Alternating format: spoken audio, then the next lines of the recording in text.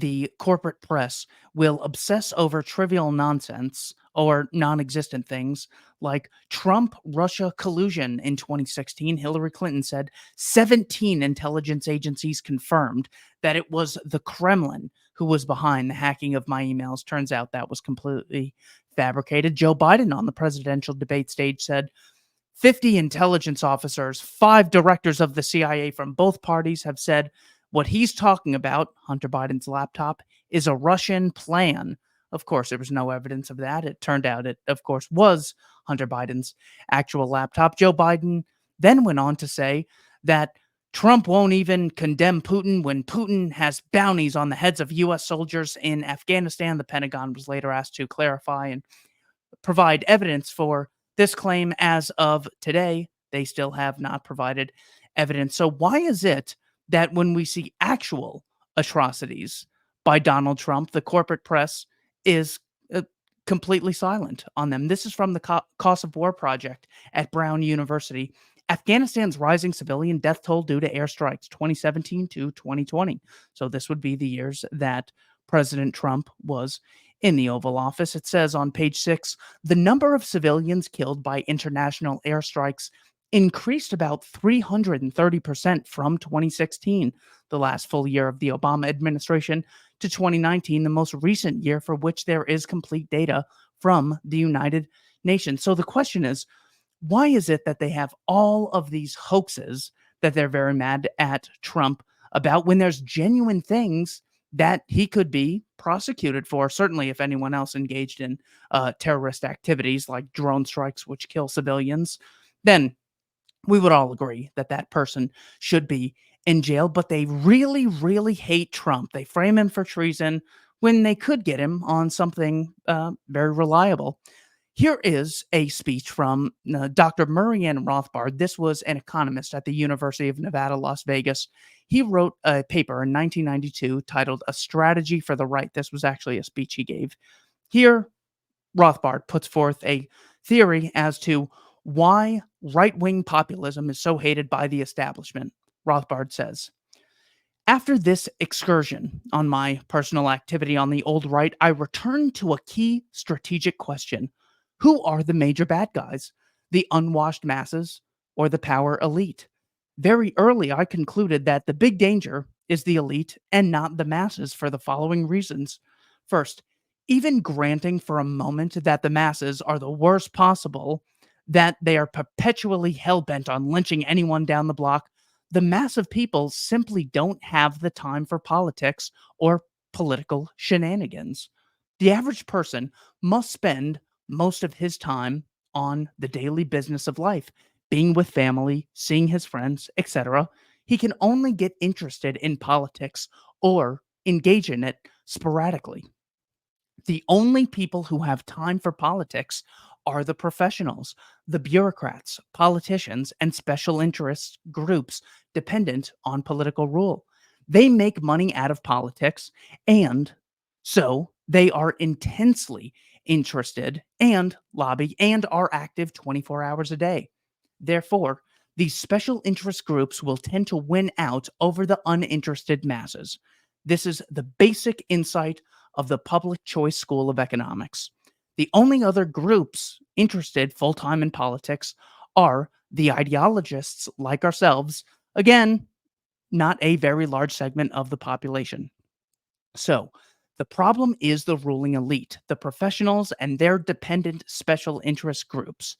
The second crucial point, society is divided into a ruling elite, which is necessarily a minority of the population and lives off the second group, the rest of the population.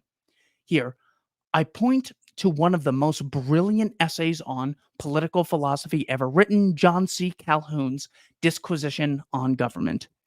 Calhoun pointed out that the very fact of government and of taxation creates inherent conflict between two great classes, those who pay taxes and those who live off them, the net taxpayers versus the net tax consumers.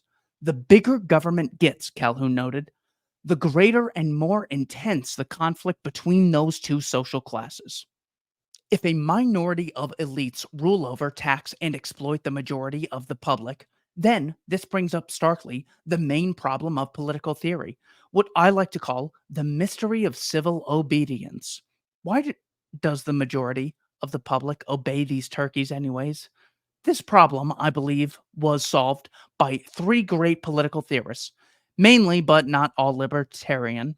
Etienne de la Boétie, French libertarian theorist of the mid 16th century, David Hume, and Ludwig von Mises. They pointed out that precisely because the ruling class is a minority, in the long run, force per se cannot rule.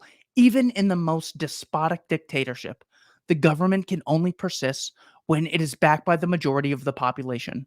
In long run, ideas, not force, rule, and any government has to have legitimacy in the minds of the public.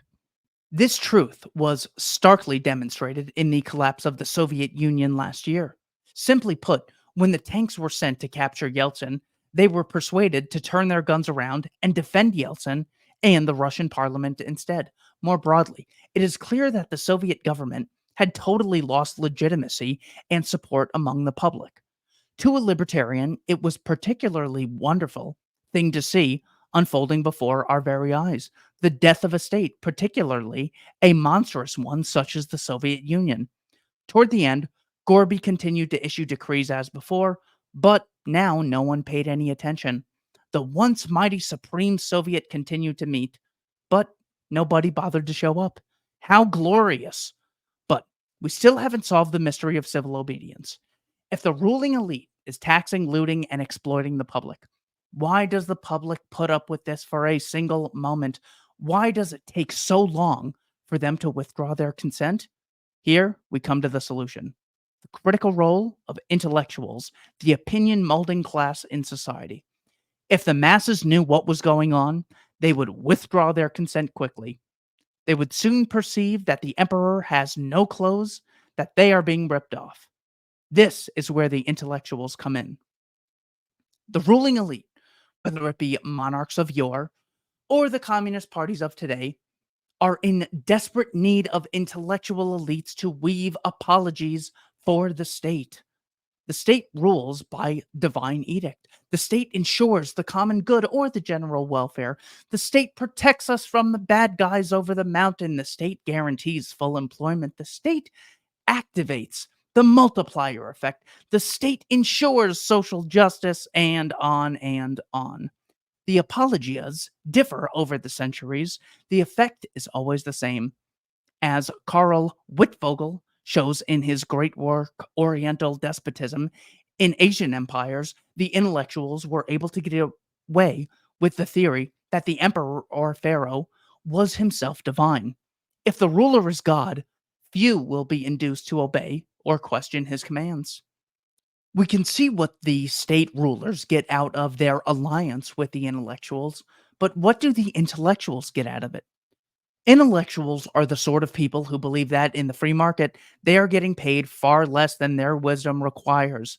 Now, the state is willing to pay them salaries, both for apologizing for state power in the modern state, for staffing the myriad of jobs in the welfare regulatory state apparatus. In past centuries, the churches constituted the exclusive opinion molding classes in the society. Hence, the importance to the state and its rulers of an established church, and the importance of libertarians to the concept of separating church and state, which really means not allowing the state to confer upon one group a monopoly of the opinion molding function. In the 20th century, of course, the church has been replaced in its opinion molding role, or in that lovely phrase, the engineering of consent, by a swarm of intellectuals, academics, social scientists, technocrats, policy scientists, social workers, journalists, and the media generally, and on and on. Often included, for old time's sake, so to speak, is a sprinkling of social gospel ministers and counselors from the mainstream churches. So, to sum up, the problem is that the bad guys, the ruling classes, have gathered unto themselves the intellectual and media elites who are able to bamboozle the masses into consenting to their rule, to indoctrinate them, as the Marxists would say, with false consciousness. What can we, the right wing opposition, do about it? One strategy endemic to libertarians and classical liberals is what we call the Hayekian model after F.A. Hayek, or what I have called educationism. Ideas, the model declares, are crucial, and ideas filter down a hierarchy, beginning with the top philosophers, then seeping down to lesser philosophers, then academics, and finally to journalists and politicians and to the masses. The thing to do is convert the top philosophers to the correct ideas. They will convert the lesser, and so on in a kind of trickle down effect until at last the masses are converted and liberty has been achieved.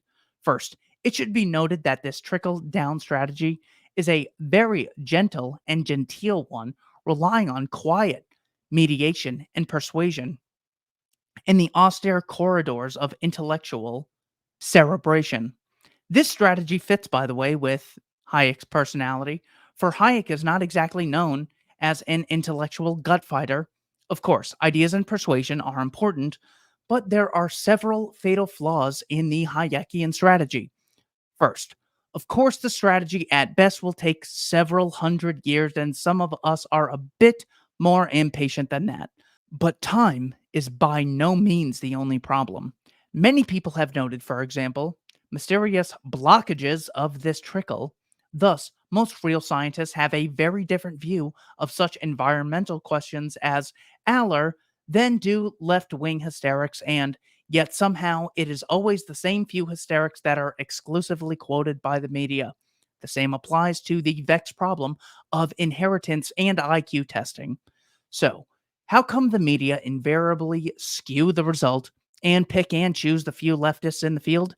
Clearly, because the media, especially the respectable and influential media, begin and continue with a strong left liberal bias. More generally, the Hayekian trickle down model overlooks a crucial point that, and I hate to break this to you, intellectuals, academics, and the media are not all motivated by truth alone. As we have seen, the intellectual classes may be part of the solution, but also they are a big part of the problem. For, as we have seen, the intellectuals are part of the ruling class, and their economic interests, as well as their interests in prestige, power, and admiration, are wrapped up in the present welfare warfare state system. Therefore, in addition to converting intellectuals to the cause, the proper course for the right wing opposition must necessarily be a strategy of boldness and confrontation, of dynamism and excitement, a strategy, in short, of rousing the masses from their slumber and exposing the arrogant elites that are ruling them, controlling them, taxing them, and ripping them off. Another alternative right wing strategy is that commonly pursued by many libertarian or conservative think tanks, that of quiet persuasion, not in the groves of academia, but in Washington, D.C., in the corridors of power. This has been called the Fabian strategy, with think tanks issuing reports calling for a 2% cut in a tax here or a tiny drop in regulation there. The supporters of this strategy often point to the success of the Fabian Society, which, by its detailed empirical researches, gently pushed the British state into a gradual accretion of socialist power. The flaw here, however, is that what works to increase state power does not work in reverse. For Fabians were gently nudging the ruling elite precisely in the direction they wanted to travel anyway. Nudging the other way would go strongly against the state's grain, and the result is far more likely to be the states co opting and Fabianizing the think tankers themselves rather than the other way around. This sort of strategy may, of course, be personally very pleasant for the think tankers and may be very profitable in cushy jobs and contracts from the government, but that is precisely the problem. It is important to realize that the establishment doesn't want excitement in politics. It wants the masses to continue to be lulled to sleep. It wants kinder, gentler, it wants the measured, judicious, mushy tone and content of James Reston, a David Broder, or a Washington Week in Review. It doesn't want a Pat Buchanan, not only for the excitement and hard edge of his content, but also for his similar tone and style. And so, the proper strategy for the right wing must be what we call right wing populism: exciting, dynamic, tough, and confrontational, rousing, and inspiring not only the exploited masses, but the often shell shocked right wing intellectual cadre as well.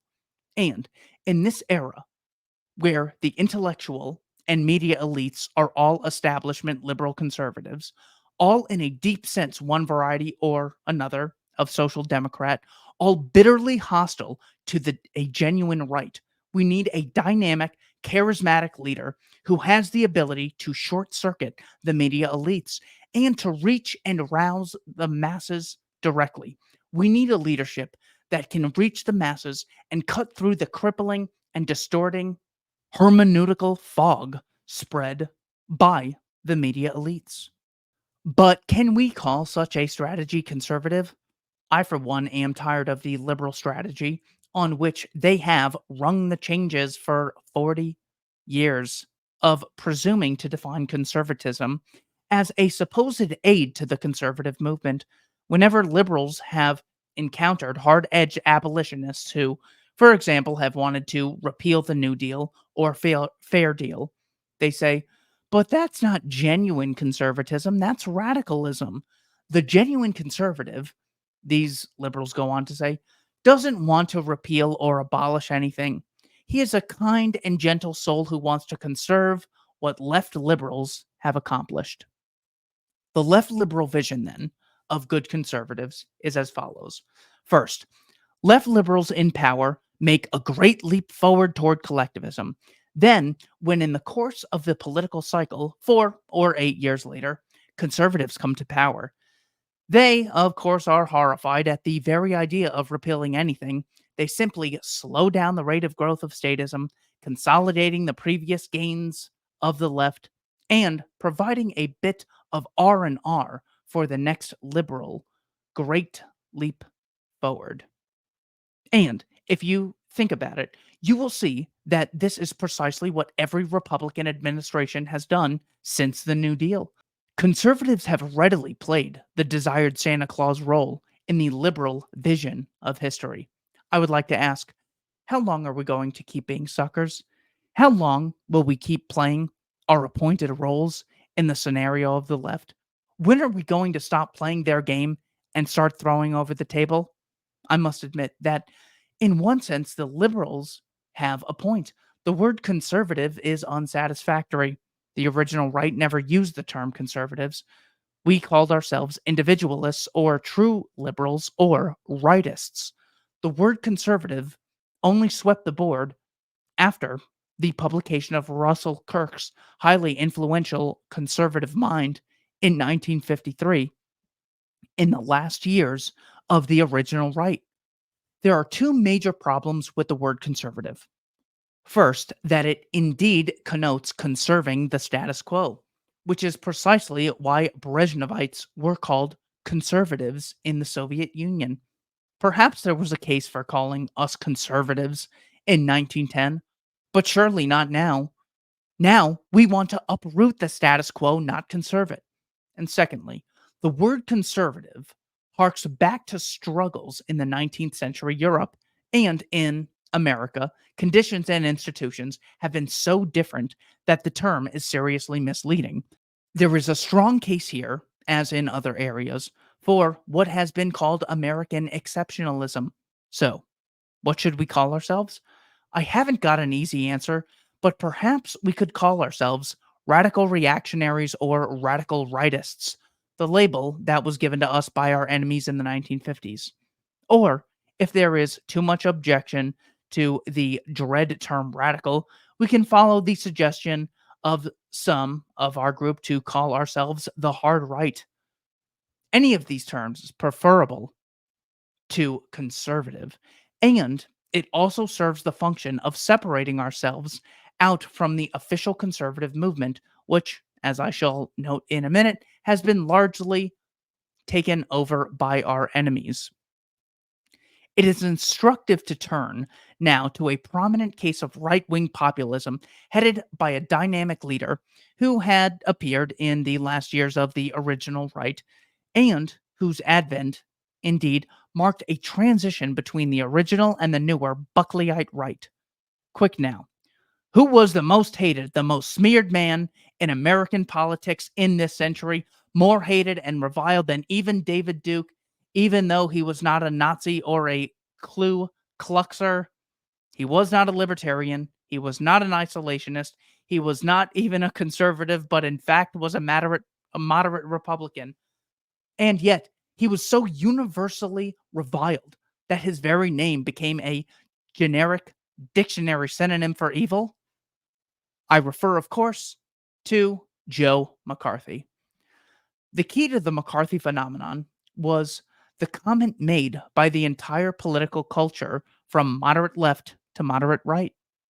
We agree with McCarthy's goals, we just disagree with his means. Of course, McCarthy's goals were the usual ones absorbed from the political culture. The alleged necessity of waging war against the international communist conspiracy, whose tentacles reach from the Soviet Union and span the entire globe. McCarthy's problem, and ultimately his tragedy, is that he took this stuff seriously. If communists and their agents and fellow travelers are everywhere, then shouldn't we, in the midst of the Cold War, root them out of American political life? The unique and glorious thing about McCarthy was not his goals or his ideology, but precisely his radical populist means. For McCarthy was able, for a few years, to short circuit the intense opposition of all the elites in American life, from Eisenhower, Rockefeller administrations to the Pentagon and the military industrial complex to the liberal and left media and academic elites, to overcome all that opposition and reach and inspire the masses directly. And he did it through television and without any real movement behind him. He had only a guerrilla band of a few advisors, but no organization and no infrastructure.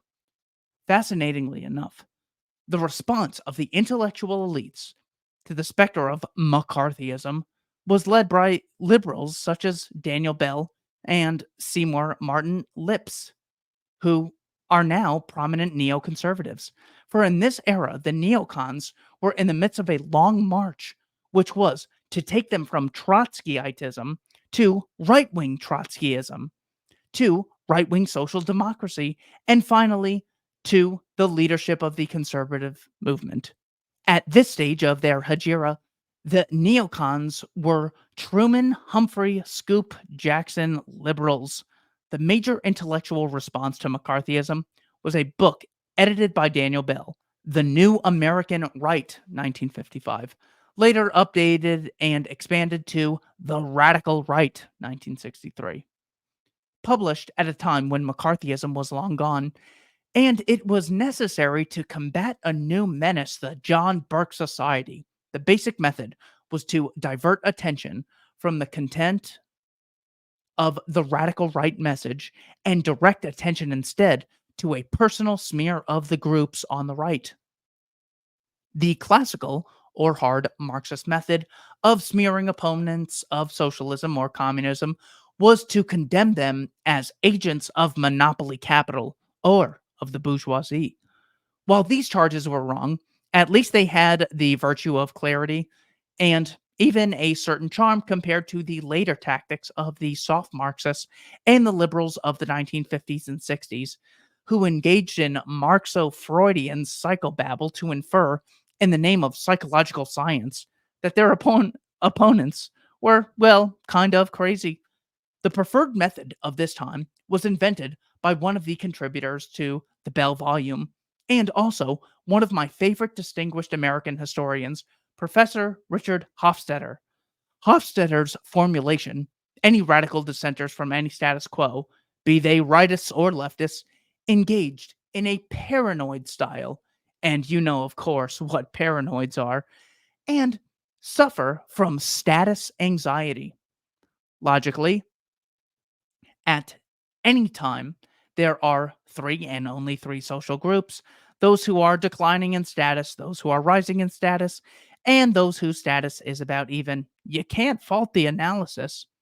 The declining groups are the ones whom Hofstadter focused on for the neurosis of status anxiety, which causes them to lash out irrationally at their betters in a paranoid style, and you can fill in the rest. But of course, the rising groups can also suffer from the anxiety of trying to keep their higher status, and the level groups can be anxious about a future decline. The result of this hocus pocus is a non falsifiable, universally valid theory that can be trotted out to smear and dispose of any person or group which dissents from the status quo. For who, after all, wants to be or to associate with paranoids and the status anxious? Also permeating the bell volume is dismissal of these terrible radicals as suffering from the politics of resentment. It is interesting, by the way, how left liberals deal with political anger. It's a question of semantics. Anger by the good guys is accredited victim groups in designate is designated as rage, which is somehow noble. The latest example was the rage of organized feminism in the Clarence Thomas Willie Smith incidents.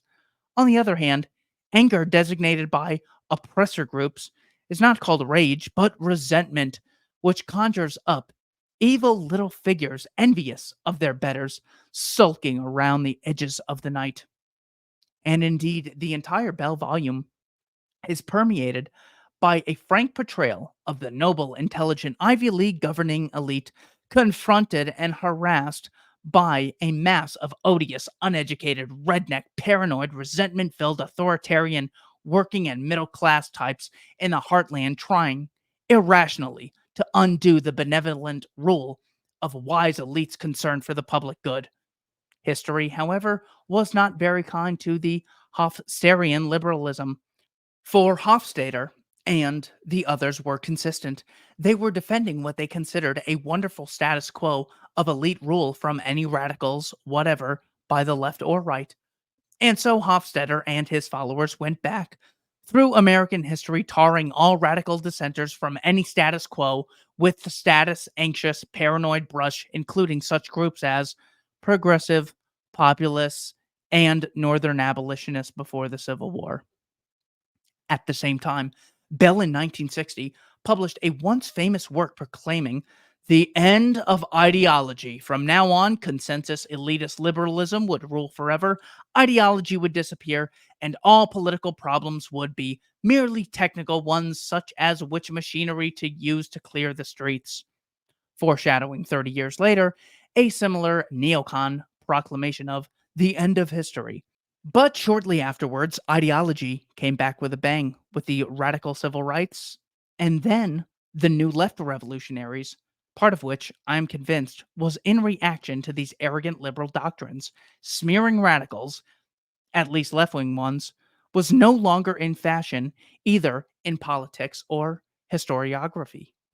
Meanwhile, of course, poor McCarthy was undone, partly because of the smears and lack of a movement infrastructure, and partly too because his populism, even though dynamic, had no goals and no program whatsoever except the very narrow one of rooting out communists. And partly too because McCarthy was not really suited for the television medium.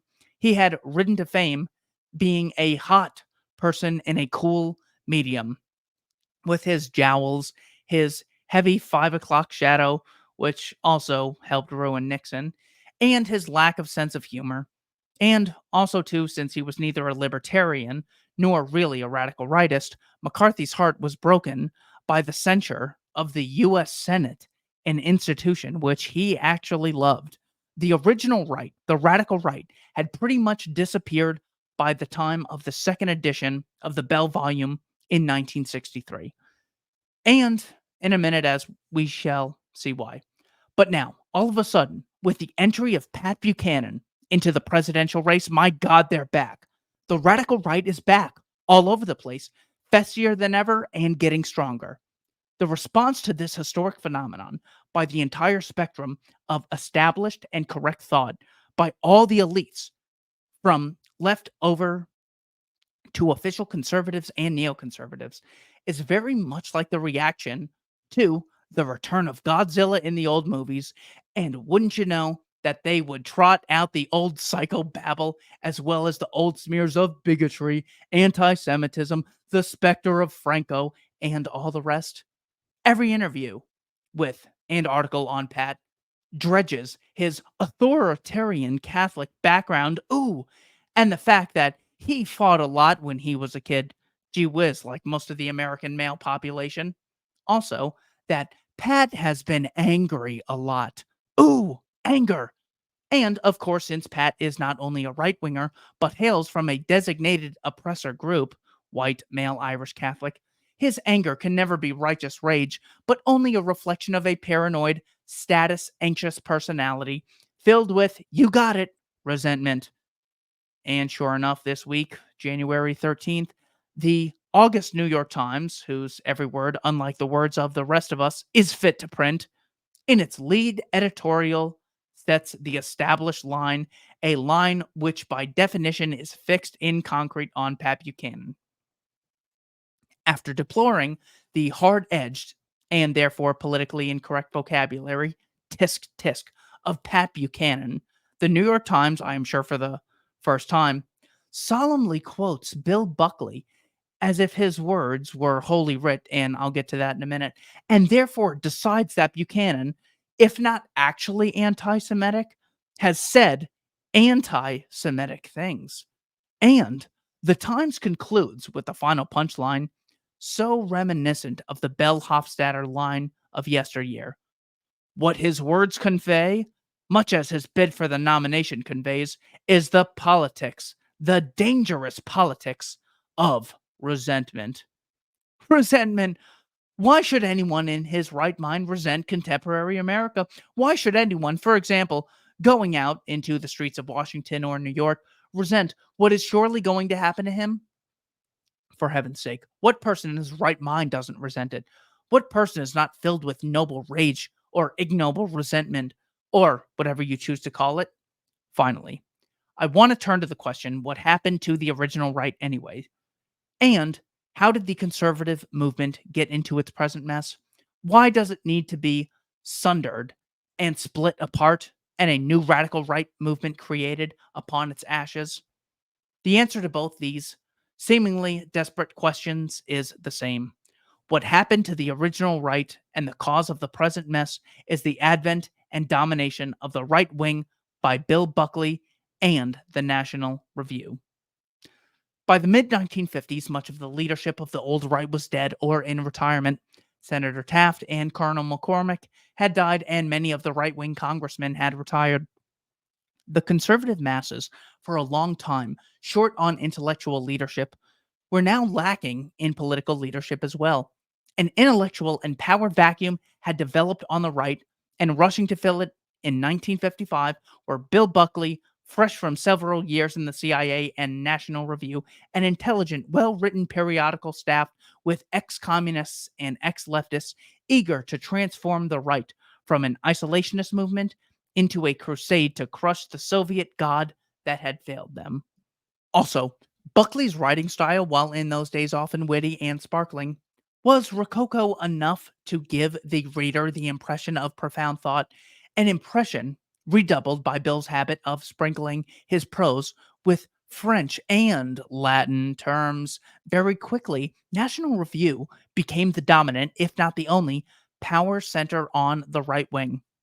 This power was reinforced by a brilliantly successful strategy, perhaps guided by National Review editors trained in Marxist cadre tactics, of creating front groups. Intercollegiate Studies Institute for college intellectuals and Young Americans for Freedom for campus activists. Moreover, led by veteran Republican Politico and National Review publisher Bill Rusher, the National Review complex was able to take over in swift succession the College Young Republicans and the National Young Republicans, and finally to create a Goldwater movement in 1960 and beyond. And so, with almost blitzkrieg swiftness by the early 1960s, the new global crusading conservative movement, transformed and headed by Bill Buckley, was almost ready to take power in America. But not quite, because first, all the various heretics of the right, some left over from the original right, all the groups that were in any way radical or could deprive the new conservative movement of its much desired respectability in the eyes of the liberal and centrist elite, all these had to be jettisoned. Only such a denatured, respectable, non radical, conservative right was worthy of power. And so the purges began, one after another. Buckley and the National Review purged and excommunicated all radicals, all the non respectables. Consider the roll call: isolationists such as John T. Flynn, anti Zionists, libertarians, Ayn Randians, the John Burke Society, and all those who continued, like the early National Review, to dare to oppose Martin Luther King and the Civil Rights Revolution after Buckley had changed and decided to embrace it. But if, by the middle and late 1960s, Buckley had purged the conservative movement of the genuine right, he also hastened to embrace any group that proclaimed its hard anti communism, or rather anti Sovietism or anti Stalinism. And of course, the first anti Stalinists were the devotees of the martyred communist Leon Trotsky.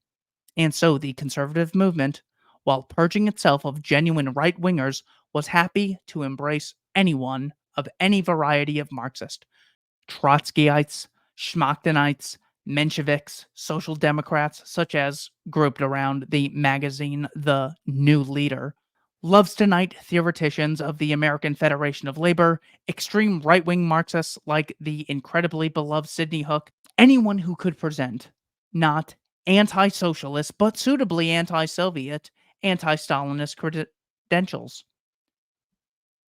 The way was then paved for the final fatal influx, that of the ex Trotskyite, right wing social democrat, Democrat capitalist, Truman, Humphrey, Scoop Jackson liberals, displaced from their home in the Democratic Party by the loony left that we know so well, the feminist, deconstructing, quota loving, advanced, victimological left.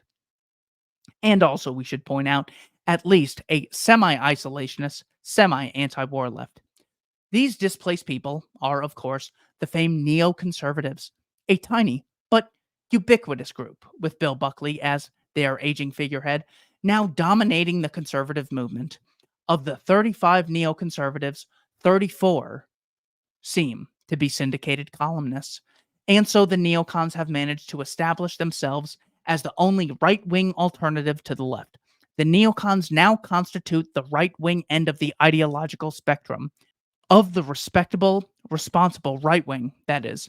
For the neocons have managed to establish the notion that anyone who might be to the right of them is, by definition, a representative of the forces of darkness, of chaos, old right, racism, and anti Semitism. The article ends with a bit of optimism from Dr. Rothbard. With the inspiration of the death of the Soviet Union before us, we now know that it can be done. We shall break the clock of social democracy. We shall break the clock of the Great Society. We shall break the clock of the welfare state. We shall break the clock of the New Deal. We shall break the clock of Woodrow Wilson's New Freedom and perpetual war. We shall repeal the 20th century. One of the most inspiring and wonderful sights of our time was to see the peoples of the Soviet Union rising up last year to tear down in their fury the statues of Lenin, to obliterate the Leninist legacy. We too shall tear down all the statues of Franklin D. Roosevelt, of Harry Truman, of Woodrow Wilson, melt them down and beat them into plowshares and pruning hooks, and usher in a 21st century of peace, freedom, and prosperity. Links to this entire speech will be in the description below. Also, if you'd like to read what William F. Buckley's proposal was for what the Republican Party should embrace, he authored a article titled "The Party and the Deep Blue Sea." This would have been in the 1950s, where he gave some very kind advice. This means that we have got to accept big government for the duration, for neither an offensive nor a defensive war can be waged given our present government skills, except through the instrument of a totalitarian bureaucracy within our shores. The question is raised, does it make a great deal of difference if we lose our freedom to a Georgian bandit or a Missouri ignoramus? So, this explains why no president has made net spending cuts since Dwight D. Eisenhower, why the regulatory apparatus continues to grow even under Bush, even under Trump, even under Reagan, even under Nixon. It's because these people at National Review completely co opted the old right.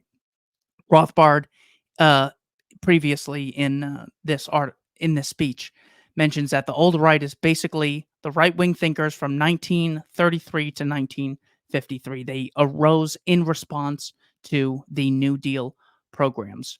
Thank you for watching Keith Knight Don't Tread on Anyone and the Libertarian Institute.